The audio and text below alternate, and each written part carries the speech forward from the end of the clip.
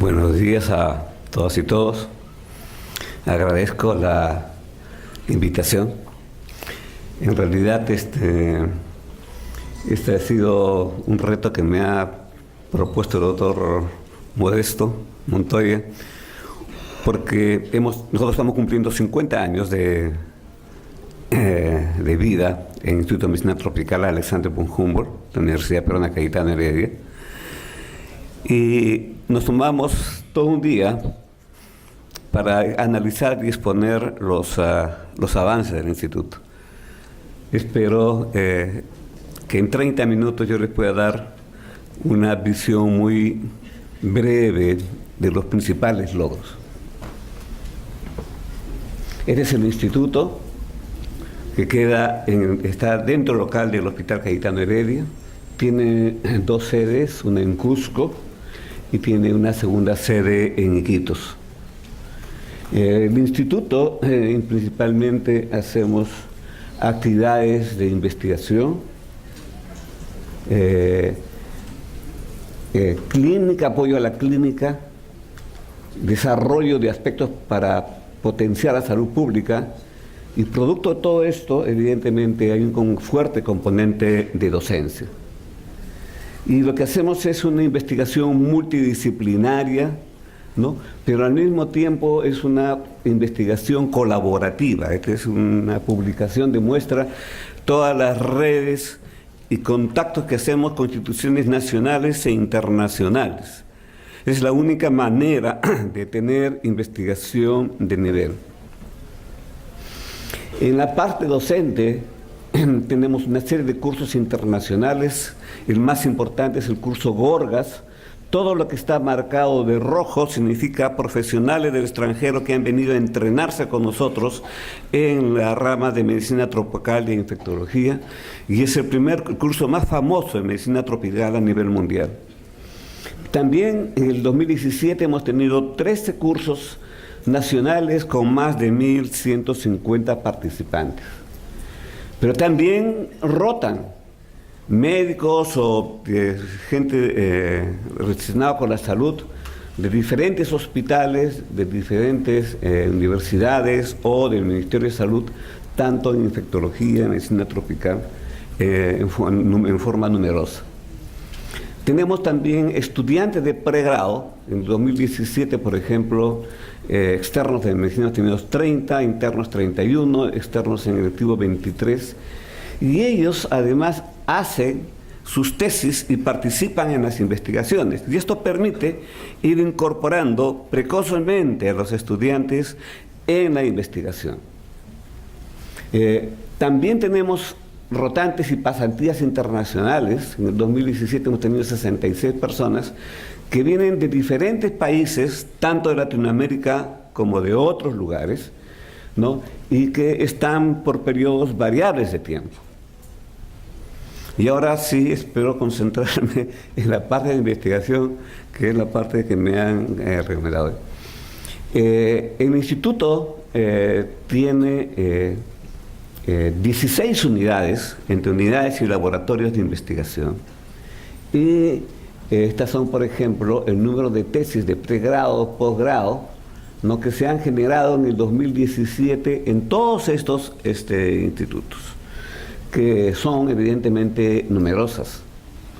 Entonces, el total de proyectos en el 2017 son 101 proyectos, y el total de tesis son 49 tesis que se han producido en ese periodo. La mayor parte de tesis intentamos que lleguen a ser publicadas, no siempre se puede. Las publicaciones del instituto del año 2017 han sido 78, estamos con un promedio de entre cerca de 80 publicaciones en promedio por año, ¿no? La mayor parte de ellas son publicaciones en revistas internacionales, porque eso exige un mayor nivel de exigencia, y son también las que impactan, porque cuando uno hace investigación, a uno lo miden por la calidad de investigación y las revistas en las cuales uno tiene impacto. Y entonces las revistas de impacto son un aspecto fundamental. Por ejemplo, publicar en el Lancet, publicar en New England, son aspectos fundamentales, porque eso sirve para las futuras aplicaciones. Y estas son las publicaciones que se han tenido por cada una de las unidades. Los profesores y los miembros del instituto también, como ven, han participado con ponencias en diversos lugares del mundo. ¿Cuáles son los hitos y las contribuciones? Esta es una lista larga, por lo tanto pienso concentrarme en aspectos puntuales y pido disculpas si me estoy salteando el trabajo de muchos de mis colegas, pero en 30 minutos es imposible hablar de todos. Y este es, por ejemplo, el tuberculosis. Tuberculosis es la enfermedad de mayor prevalencia y importancia en infectología en el país. Entonces, la investigación que hacemos en el instituto no es suelta.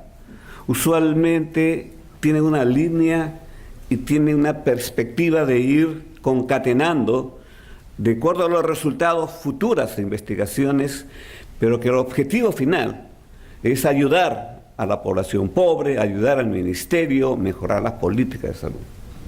Y entonces, como ustedes podrán ver acá, disculpen, ¿no? Por ejemplo, aquí se hace investigación sobre métodos diagnósticos, investigación sobre estudios clínicos terapéuticos, formación de investigadores y estudios clínicos epidemiológicos y operativos. Acá, por ejemplo, se ha evaluado nuevos métodos diagnósticos para tuberculosis y para tuberculosis resistente con el GeneXpert, que permite el diagnóstico de tuberculosis resistente y también con resistencia a la rapicina, utilizando PCR en tiempo real, con altísimas sensibilidades, 95 y con una especificidad de 99%. Y esto, por ejemplo, la resistencia a la rifampicina se puede detectar en 90 minutos. Esto que esta publicación, que salió en New England, ha sido recomendada por la Organización Mundial de la Salud de 2010. Luego hay una aproximación, ¿no? Porque muchos pacientes de tuberculosis no tienen un BK positivo, o sea, en el esputo no sale. Y entonces por eso se ha desarrollado un conjunto de metodologías basados también en técnicas moleculares que permiten mejorar el diagnóstico.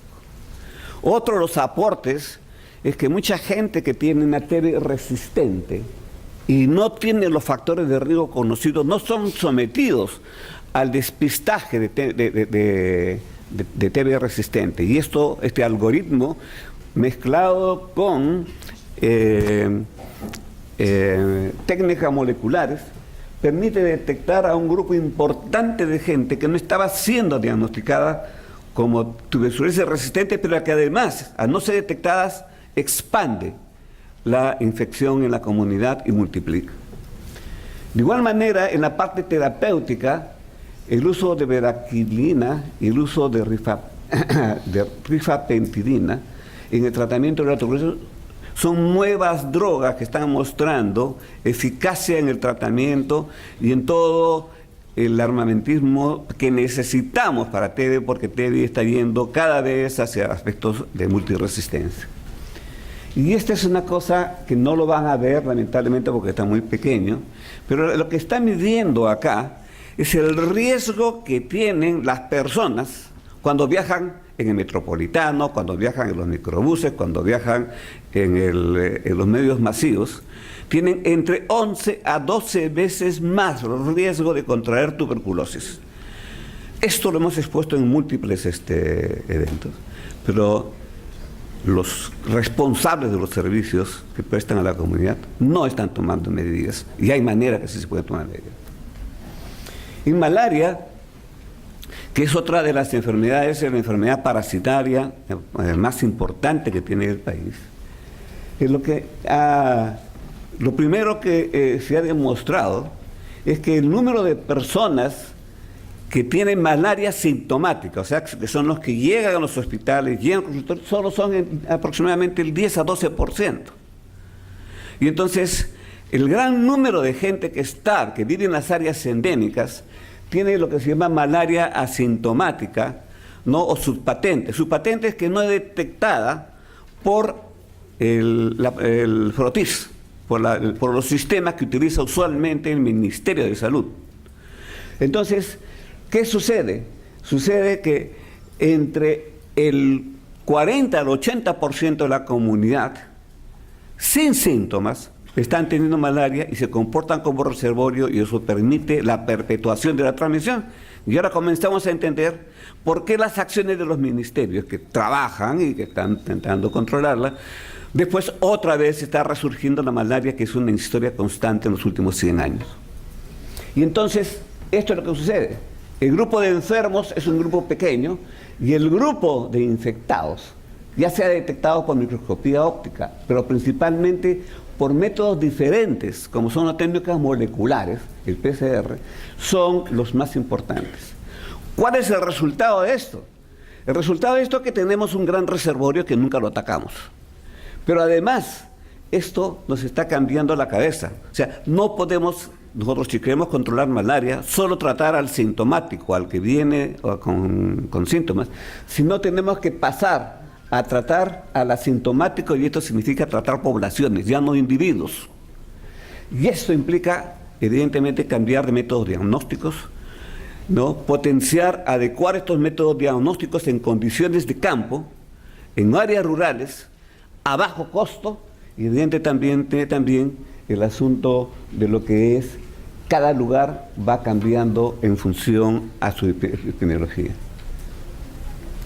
Miren, este es el diagnóstico usual, este es lo que detecta la gota gruesa, esto es lo que detecta la prueba rápida, y esto es lo que detecta el PCR. Que en el caso de Vivax se multiplica esto prácticamente por encima de 10, y en el caso de Falcipro pues se puede multiplicar por encima de 20.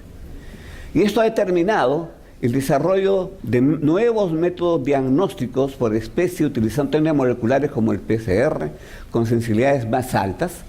El inconveniente de esto es que es difícil de llevarlo al campo y tiene un costo elevado, pero esto ha permitido el desarrollo de otros métodos moleculares como el LAM, que es posible llevarlo al campo, que se está probando y que está demostrando que capta aproximadamente 5 veces a 6 veces más de lo que puede hacer una prueba rápida o un protis. Y esto sí se puede minimizar los costos. Actualmente cuesta en $3, pero la idea es llevarlo a menos. Y esto nos ha dado un panel de nuevos métodos diagnósticos de acuerdo a la intensidad de la transmisión, de ponerlo en condiciones de campo. Esto implica también tener nuevos esquemas terapéuticos. El esquema terapéutico actual para Vivax, que es lo que predomina, es en cloroquina, primaquina, casi 7 días. La adherencia es solo 62%.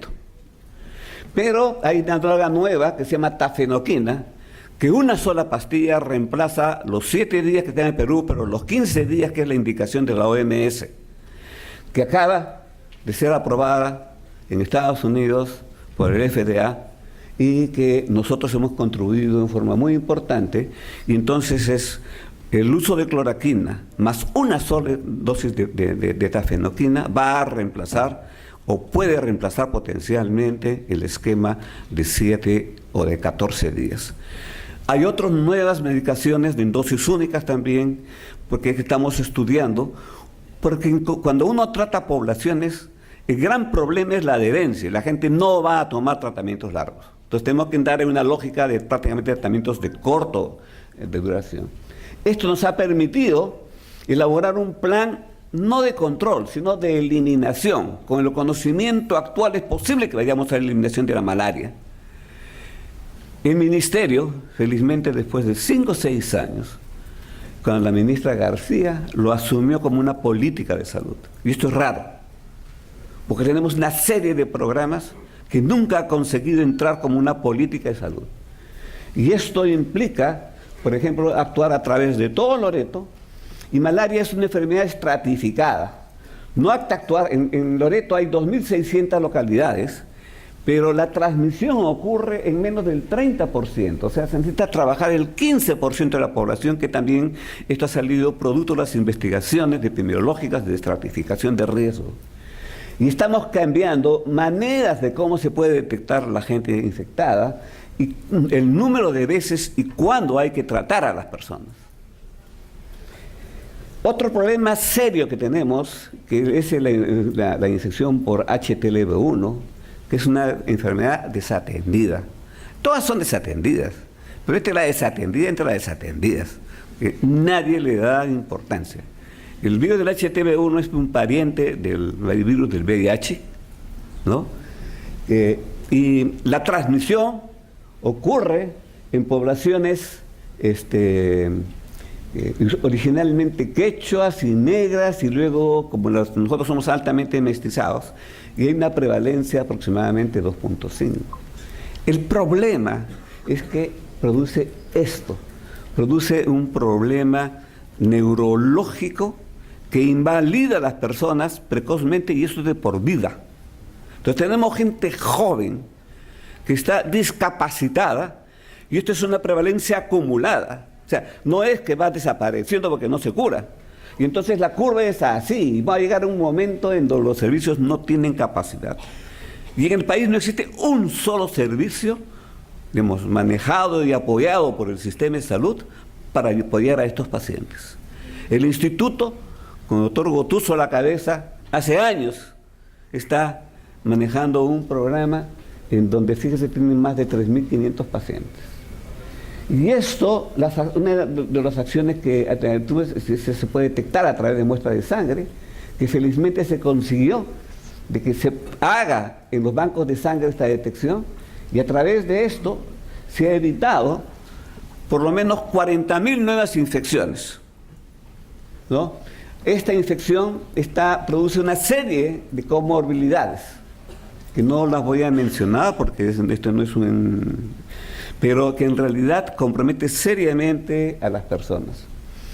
Hay un esfuerzo muy grande del instituto en llevarlo esto a la luz pública, no solo del Perú, sino a nivel mundial, y el próximo año vamos a tener un evento mundial sobre HTLV1 organizado por el instituto y los grupos internacionales, que va a ser acá en Lima.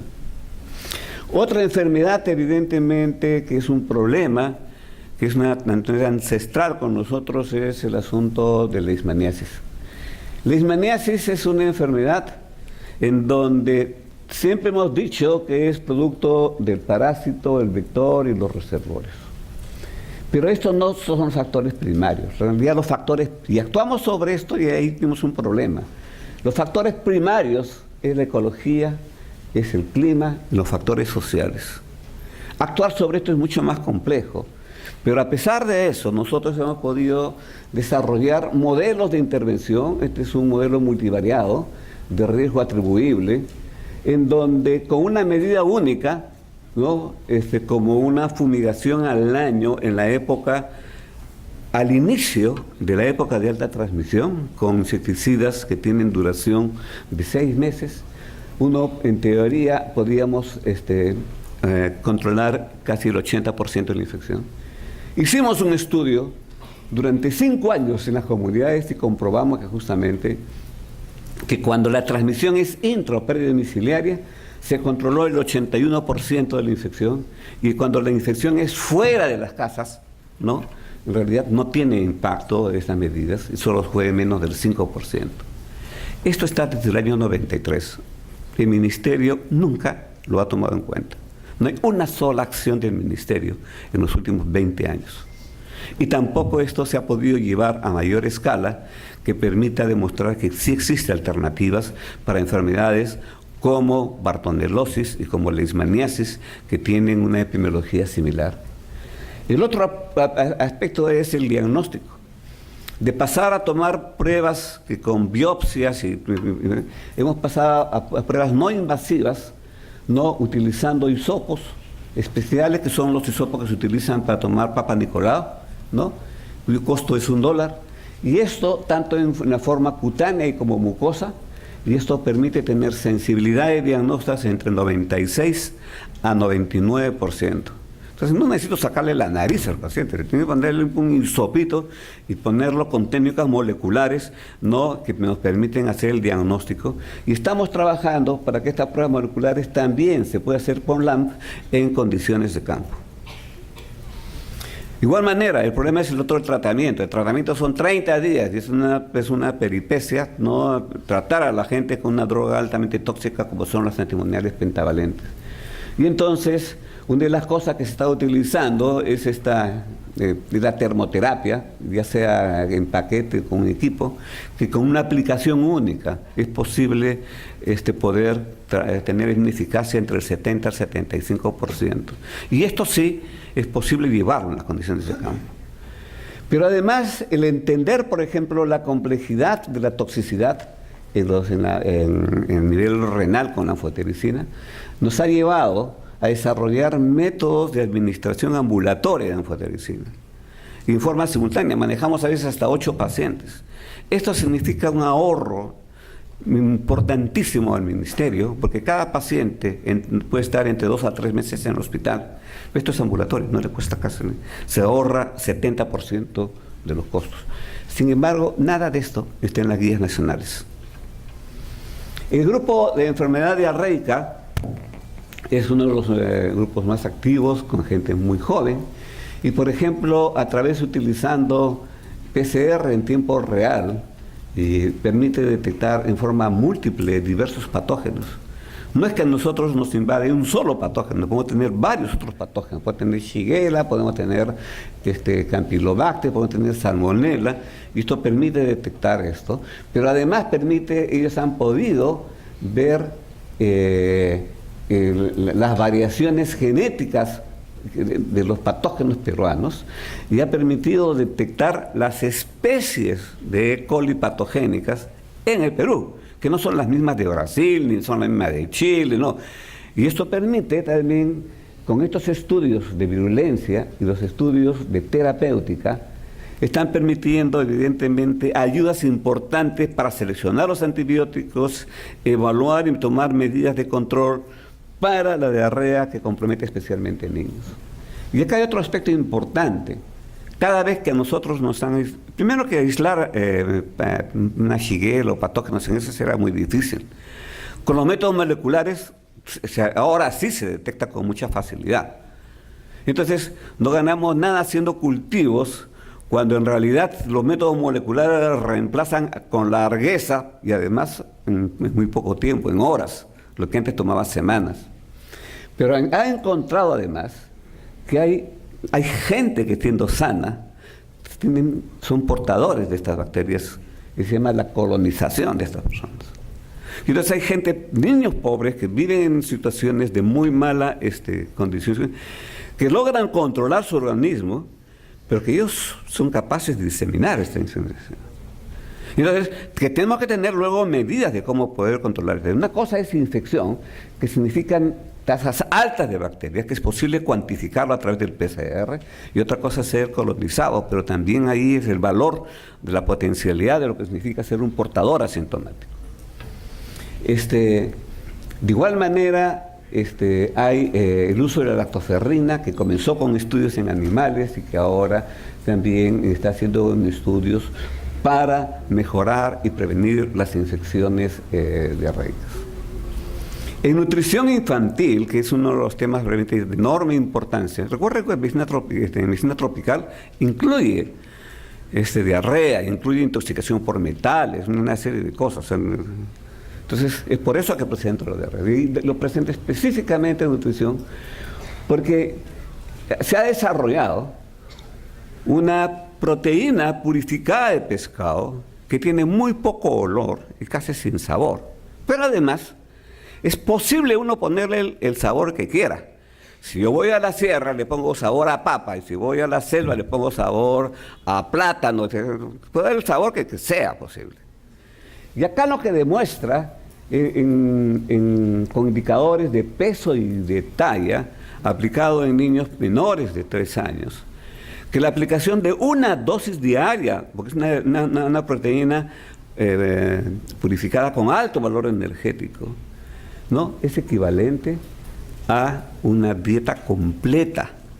Por lo tanto, es más, sus opciones de malograrse, los problemas que tiene Coaliguarma, que se le malogró la leche, porque son alimentos altamente perecibles, ¿no? Entonces, esto se va en sachets. Yo abro el sachet en el momento que estoy sirviendo la comida, lo disuelvo como un polvo, entonces mis posibilidades de tener contaminación son mínimas.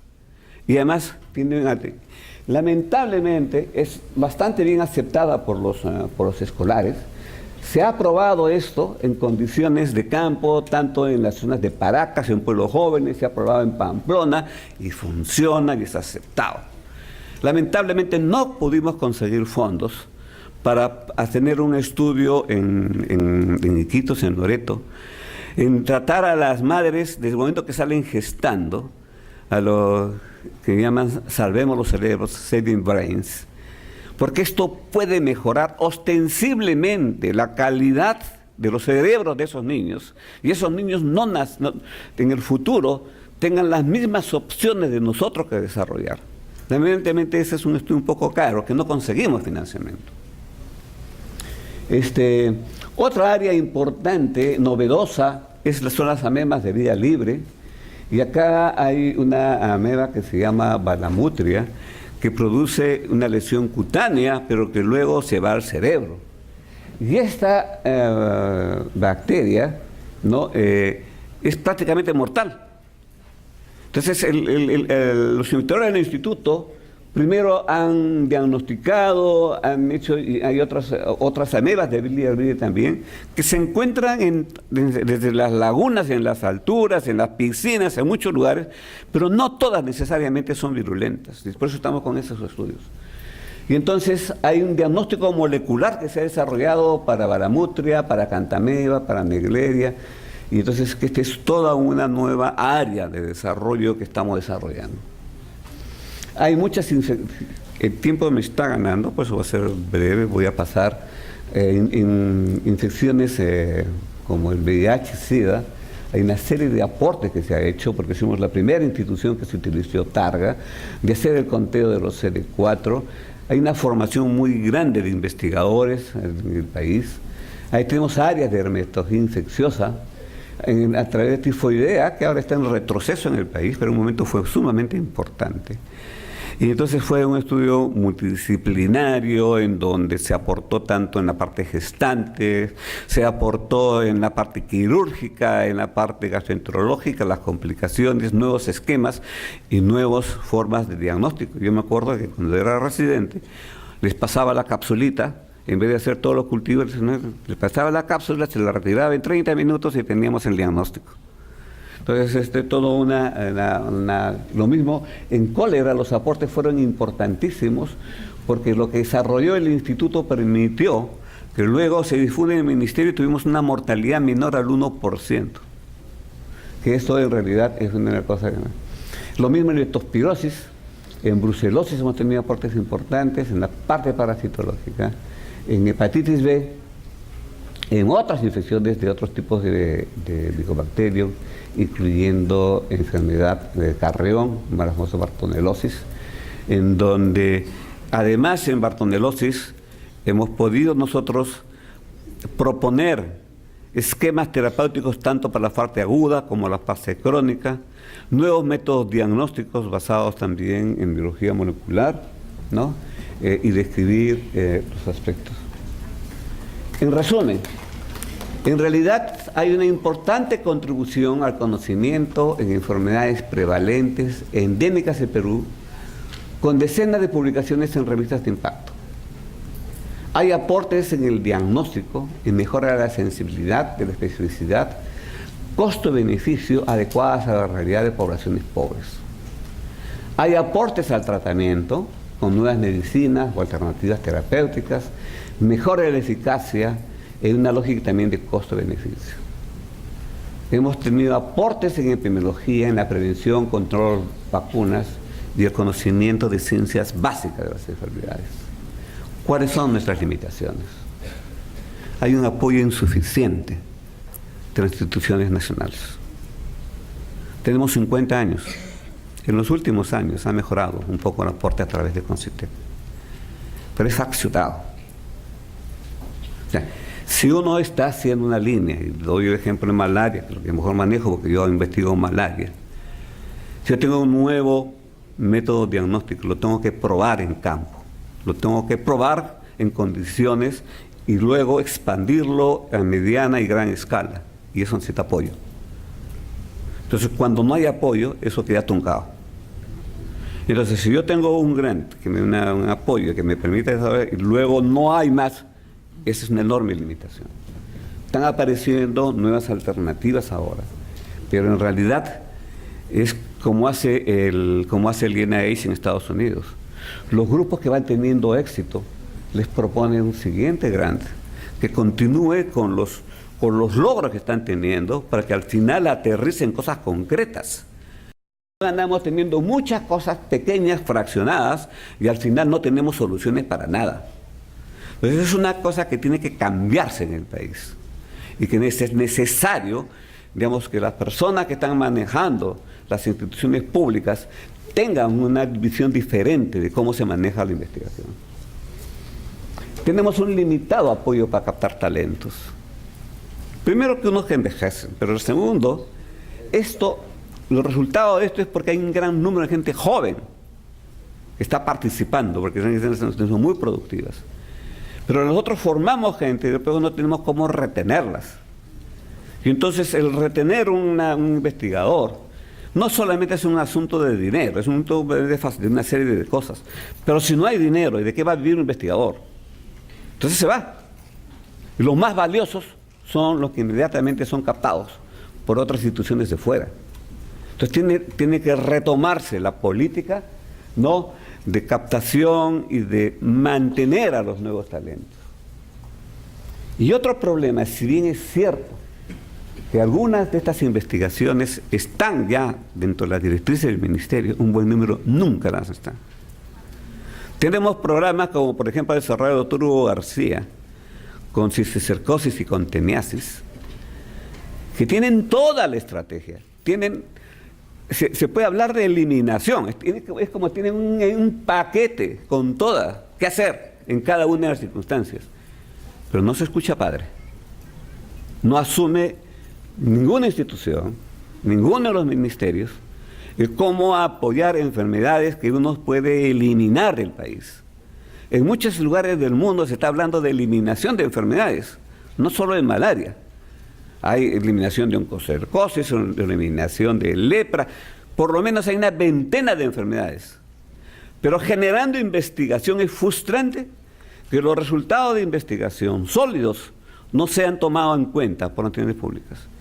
Lamentablemente este circuito de recambio de autoridades de alto nivel es uno de los problemas. Pero no solamente es eso. Creo que debemos retomar cómo, y eso sí, yo creo que es un rol de CONCITEC liderar, cómo los resultados de las investigaciones pasan definitivamente al beneficio de la gente y especialmente de la gente pobre. Gracias.